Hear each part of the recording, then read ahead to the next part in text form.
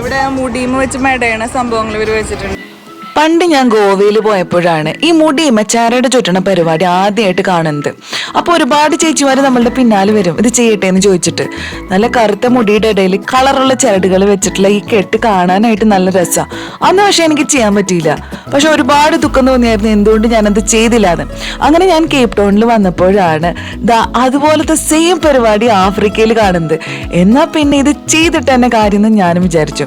ഗോവയിനേക്കാളും 3 ഇരട്ടി പൈസ അധികം കൊടുക്കേണ്ട വന്നെങ്കിലും നമ്മുടെ ആഫ്രിക്കൻ ചേച്ചി മനോഹരമായിട്ട് ഇത് ചെയ്തു തന്നു കേട്ടോ.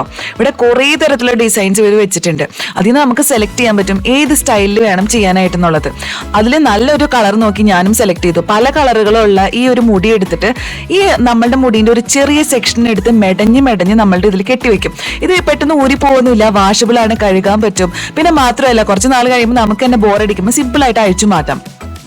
അപ്പൊ നിങ്ങളുടെ നെക്സ്റ്റ് ഗോവ ട്രിപ്പിൽ ഇതൊന്ന് പ്ലാൻ